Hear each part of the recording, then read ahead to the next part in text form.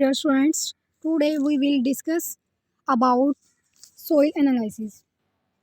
Soil analysis में हम सबसे पहले ब्रीफ इंट्रोडक्शन देखेंगे सोइल का, जिसके अंदर सोइल की फॉर्मेशन को देखेंगे, सोइल की प्रॉपर्टीज़ को स्टडी करेंगे, सोइल की इंपॉर्टेंस और सोइल एनालिसिस को भी स्टडी किया जाएगा। सोइल एनालिसिस के डिफरेंट स्टेप हैं, इनको वन बाय वन देखेंगे और लास्ट पर कंक्लूजन को स्टडी करेंगे। सबसे पहले आता है हमारे पास सोइल की ब्रीफ इंट्रोडक्शन। देखा जाए तो ग्रीक इन सोइल मीन पीडोस, वो जो पीडोस्फेयर टर्म को यूज़ करते हैं। वो ज़मीन के ट्रिशल पार्ट के ऊपर सोइल कवर प्रेजेंट है और इसको डोनेट करने के लिए जो टर्म इस्तेमाल की जाती है वो है पीडोस्फेयर है। पेडोलॉजी हमारे पास study of soil which includes origin of the soil, its classification, its description. Soil को देखें तो सोइल मिक्सचर है minerals, waters, air and living organism का। सोइल की फॉर्मेशन को देखें तो सोइल फॉर्मेशन के दो प्रोसेस होते हैं। फर्स्ट ऑफ ऑल हमारे पास प्रोसेस है वेदरिंग और दूसरा जो है organic matter of decomposition of organic matter. Weathering हमारे पास एक ऐसा प्रोसेस है जिसके अंदर हम रॉक मिनरल्स की ब्रेक डाउन करते हैं और ऑर्गेनिक मैटर के अंदर डेड लीव्स और फेलन ब्रांचेस आ जाती हैं। सोइल को क्लासीफाई किया जाता है minerals particle to the size of the mineral particle. Classification में 4 कैटेगरीज आ जाती है। क्ले का साइज जो होता है वो 0.02 मिलीमीटर लेस होता है स्लिट में, और 0.02 से 0.0 मिलीमीटर, और सैंड का जो साइज़ होता है वो 0.02 से 2 मिलीमीटर, और ग्रेवल का जो साइज़ है वो 2 मिलीमीटर मोर ज़्यादा होता है, मोर देन होता है, आ जाएगा।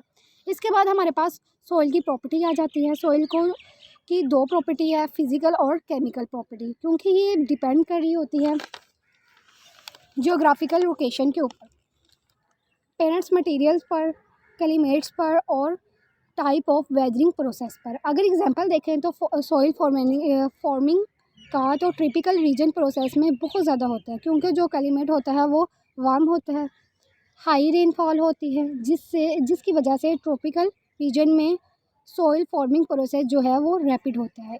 इसकी इम्पोर्टेंस देखेंगे तो सॉइल जो है वो सेंट्रल लिंक प्रोवाइड करता है बिटवीन डिफरेंट बायोस्फेरिक कंपार्टमेंट्स में। सॉइल प्रोवाइड करता है ह्यूमन एंड एनिमल और फिज़िकल सपोर्ट, ये इंसान और जानवर दोनों को फिज़िकल सपोर्ट देता है। इसके अलावा ये सॉइल न्यूट्रिएंट सप्लाई करता है प्लांट्स को, और सॉइल जो है ये मोस्ट कैरेक्टरिस्टिक फीचर है ट्रिशल इन्वायरमेंट्स का। नेक्स्ट हमारे पास आता है सॉइल एनालिसिस। सॉइल एनालिसिस में डिफरेंट स्टेप होंगे। फर्स्ट स्टेप हमारे पास है sampling and sample preparation. Sampling programme जो है उनको केयरफुली प्लान किया जाता है और इनकी जो कंसंट्रेशन है सैंपल टू सैंपल वेरी करती है। जिन चीज़ों को हम कंसीडर करते हैं ड्यूरिंग द प्रोसेस, इसमें सबसे पहले आता है the depth of soil sample. Sample depend करता है डेप्थ, सैम्पलिंग डिपेंड करती है डेप्थ पे, ठीक है। हम किस एम के लिए सॉइल एनालिसिस कर रहे हैं। अगर तो एग्रीकल्चर क्रॉप न्यूट्रिएंट के लिए सॉइल एनालिसिस की जाती है तो डेप्थ रिक्वायर होती है 20 से 25 सेंटीमीटर होती है, क्योंकि इस स्टेप पर जो हमारे पास प्लांट हैं वो उनके लिए रूट है, वो न्यूट्रिएंट को अपटेक कर लेती हैं। और अपर लेयर के एनालिसिस करते हैं। अपर लेयर के एनालिसिस इसलिए किए जाते हैं कि इसके जितने पेस्टिसाइड और फर्टिलाइज़र पार्टिकल, जो डस्ट पार्टिकल है वो सॉइल की सरफेस के ऊपर प्रेजेंट होते हैं और देखा जाता है कि इनका एनवायरनमेंट के साथ क्या इंट्रैक्शन है। इसके बाद लोअर लेयर जो है उसके एनालिसिस करते हैं, sample from the lower horizon. Lower layer की एनालिसिस और इसकी इसलिए की जाती है ताकि चेक कर सके हमारे पास सब्सटेंस है सॉइल के अंदर किस हद तक मूव करते हैं। नेक्स्ट हमारे पास इम्पोर्टेंट फैक्टर है सैम्पलिंग में, वो टाइम है। The time of the sampling time जो है ये बहुत ज़्यादा इम्पोर्टेंट फैक्टर होता है सॉइल एनालिसिस में। इसके चेंज होने से न्यूट्रिएंट की जो अवेबिलिटी है वो चेंज होती है। फास्फोरस की जो अवेबिलिटी है सॉइल के अंदर वो इंक्रीज़ हो जाती है, और समर और स्प्रिंग के सीज़न में सोइल सैम्पलिंग के जो डिफरेंट प्रोसेस हो सकते हैं वो रैंडम सैम्पलिंग भी हो सकती हैं और सिस्टमैटिक भी हो सकती है। अगर कोई लार्ज एरिया हमारे पास प्रेजेंट है, वहाँ पर सोइल सैम्पलिंग करनी है, तो इस लार्ज एरिया में सबसे पहले हम एक स्मॉल एरिया को एज अ टेस्ट अलाउड करेंगे और फिर इस पूल एरिया पर सैम्पलिंग की जाती है और डिफरेंट सैंपल जो है वो कलेक्ट करते हैं। इस तरह हमारे टाइम भी बच जाता है और टेस्ट सैम्पलिंग भी अच्छे से हो जाती है। नेक्स्ट देखते हैं, सैम्पलिंग करने के बाद जो नेक्स्ट प्रोसेस आता है वो है ड्राइंग का आता है। सैंपल को ड्राइड करने के लिए दो मेथड है, एयर ड्राइड भी हो सकता है और ओवन ड्राइड भी हो सकता है। एयर ड्राइड जो सैंपल है इसको अबीडियंट एयर के साथ एक्सप्लोर करवाते हैं और सैंपल ड्राई हो जाता है। और अबीडियंट एयर ऐसी एयर है जो हमारे पास नेचुरल एटमॉस्फेरिक होती है, इसके अंदर कोई भी बॉन्ड प्लूटेंट नहीं होंगे, वो हमारे पास एटमॉस्फेरिक एयर ही होगी लेकिन वो नेचुरल स्टेट में होगी और इसमें कोई भी प्लूटेंट प्रेजेंट नहीं होगा। नेक्स्ट हमारे पास जब ओवन ड्राइड करना है तो ओवन ड्राइड में सैंपल को ओवन के अंदर रखते हैं 105 सेल्सियस पर। जब हम सैंपल ड्राई हो जाता है तो इसके बाद डिसेक्टर के अंदर कैप कर लिया जाता है। डिफरेंट एनालिसिस के लिए डिफरेंट प्रोसीजर इस्तेमाल होते हैं। पीएच, ईएच रिड्यूस आयनिक स्टेट और ईएच कहा जाता है रिडॉक्स पोटेंशियल को। अगर इनकी एनालिसिस करनी है तो जितनी जल्दी हो सके सैंपल में पीएच, ईएच और रिड्यूस आयनिक स्टेट की एनालिसिस कर लेनी चाहिए। एक्सट्रेवेबल नाइट्रोजन जिनमें है अमोनिया, NO2 और NO3। ऑर्गेनिक नाइट्रोजन में फास्फोरस फ्रैक्शन इनके भी है जो लेबोरेटरी के अंदर एनालिसिस की जाती है, वो जल्दी की जाती है। फ्रेश मटेरियल में से कर लेते हैं। अगर इसे स्टोर करना है तो 2 दिन के लिए 4 सेल्सियस पर स्टोर किया जा सकता है। Loss on ignition total elements analysis का जो मॉइस्चर कांटेक्ट करनी है तो सैंपल को ड्राई करेंगे 105 सेल्सियस पर। कुछ हमारे पास ऐसे एलिमेंट्स होते हैं जिनके analysis as soon as possible या फिर बिफोर द प्रोसेस ड्राइंग करनी चाहिए। PH and the redox potential को डिटरमाइन कर लेना चाहिए एज सून एज पॉसिबल, क्योंकि जो ट्रीटमेंट प्रोसीजर है वो सैंपल कंपोजिशन को अफेक्ट करते हैं, जिसकी वजह से पोटेंशियल, रिडॉक्स पोटेंशियल और पीएच भी अफेक्ट हो सकती है। नेक्स्ट जो हमारे पास आते हैं मैनी ऑर्गेनिक कंपाउंड जो है उनको भी बिफोर द प्रोसेस ड्यूरिंग कर लेना चाहिए, क्योंकि जो हमारे पास करते हैं तो ये वोलेटाइल हो जाते हैं। इसलिए जो हमारे पास ऑर्गेनिक कंपाउंड है ना, ये थर्मल इनस्टेबल होते हैं। जब इनको ड्राई करते हैं तो ये वोलेटाइल हो जाते हैं और इसलिए ऑर्गेनिक कंपाउंड को भी ड्राई करने से पहले ही डिटरमाइन कर लेना चाहिए सैंपल के अंदर।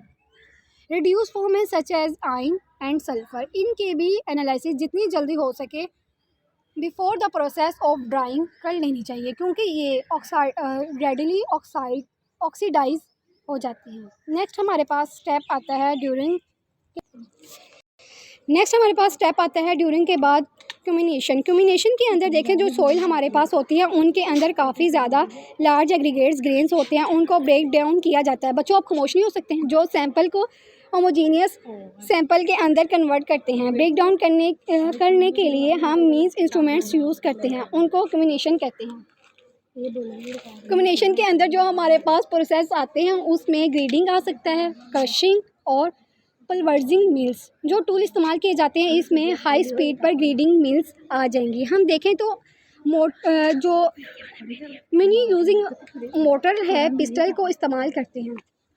सोइल के अंदर जो लार्ज एग्रीगेट्स हैं उनकी ब्रेक डाउन करके उनको होमोजीनियस सैंपल में कन्वर्ट कर सकते हैं। अगर फर्दर सैंपल साइज रिड्यूस करना है तो इसके लिए हम एक प्रोसेस करवाएंगे कोनिंग एंड क्वार्टरिंग का। इसके अंदर क्या किया जाता है, जो कि ड्राइड और ब्राउन सैंपल होता है उसको एक कंटेनर के अंदर सील करते हैं और फिर उसको शेक करते हैं। उसके बाद सैंपल को क्लीन सरफेस के ऊपर in the form of cones और इसको निकाल लेते हैं। उसके बाद इस कोन्स को सर्कुलर मटेरियल्स के अंदर कन्वर्ट करते हैं और नेक्स्ट हम जो अपोजिट क्वार्टर्स होते हैं उसको डिस्कार्ड कर देते हैं और इसके बाद जो बाकी कोर होते हैं फिर उसको फर्दर कॉइन के प्रोसेस से गुजारा जाता है। ये तब तक हम करते हैं जब तक रिक्वायर्ड सैंपल वो ऑब्टेन हो जाए। जब ये ऑब्टेन हो जाएगा तो फिर इसे 2 मिलीमीटर सर्वाइव से पास करवाएंगे। नेक्स्ट हमारे पास आता है डिसोल्यूशन एंड एक्सट्रैक्शन। जो न्यूट्रन और प्लूटेंट है वो सॉइल के अंदर डिफरेंट फॉर्म में प्रेजेंट होते हैं। इसके लिए डिफरेंट मेथड इस्तेमाल किए जाते हैं ताकि सैंपल या एनालाइट को एक ऐसी फॉर्म में कन्वर्ट कर सके जो हमारे पास एनालिसिस के लिए सूटेबल हो। Procedure and selection. प्रोसीजर जो हम अडॉप्ट करते हैं वो डिपेंड करता है नेचर ऑफ एनालाइट पर। Information being sort and analytical technique, ये एक किस्म पर करते हैं, ठीक है। नेक्स्ट हमारे पास जो आता है वो कैटेगरीज ऑफ एनालाइट है। इसमें फॉलोइंग कैटेगरीज ऑफ एनालाइट को डिटरमाइन कर सकते हैं हम एनालाइट के अंदर से, और टोटल एलिमेंट्स एनालिसिस भी कर सकते हैं। टोटल ऑर्गेनिक सब्सटेंस जो है वो exchangeable ions total organic suitable हो सकते हैं। नेक्स्ट हमारे पास जो है टोटल एलिमेंट्स हैं, डिफरेंट रिकमेंडेड प्रोसीजर होते हैं, और total concentration of individual elements को डिटरमाइन करने के लिए एक टेबल है जिसमें हम वेट जो हमें रिकमेंडेड दिया होता है उसे गाइडलाइन के लिए। इसके अलावा जो हमारे पास प्रोसीजर है वो डिपेंड करता है कि सैंपल के अंदर कंसंट्रेशन कितनी है। रिजेंट की जो अमाउंट है वो स्केल अप हो सकती है, वो सैंपल का वेट बढ़ाएगी। आखिर हमारे पास इसका आखिर पे क्या आता है कंक्लूजन। देखें तो जो सॉइल एनालिसिस करते हैं, क्योंकि हम सॉइल एनालिसिस इसलिए की जाती है ताकि हम लोग सॉइल की कंडीशन के बारे में पता करवा सकें, और फर्टिलिटी के लिए प्लांटेशन के लिए ये वेल कंडीशन है या नहीं सॉइल की। इसके अलावा अगर हम लोग ये देखें तो जो सॉइल एनालिसिस है उसके अंदर जो डिफरेंट एलिमेंट्स हैं उनके बारे जान सकें, ये फर्दर प्लानिंग अच्छे से कर सकते हैं। ये हमारा टॉपिक था जिसके अंदर हमने सॉइल का इंट्रोडक्शन ब्रीफ देखा है, और इसके अलावा सॉइल एनालिसिस के डिफरेंट स्टेप्स और कंक्लूजन को डिस्कस किया है। Thank you so much. Hope so आपको मेरी इस लेक्चर की समझ आ गई होगी।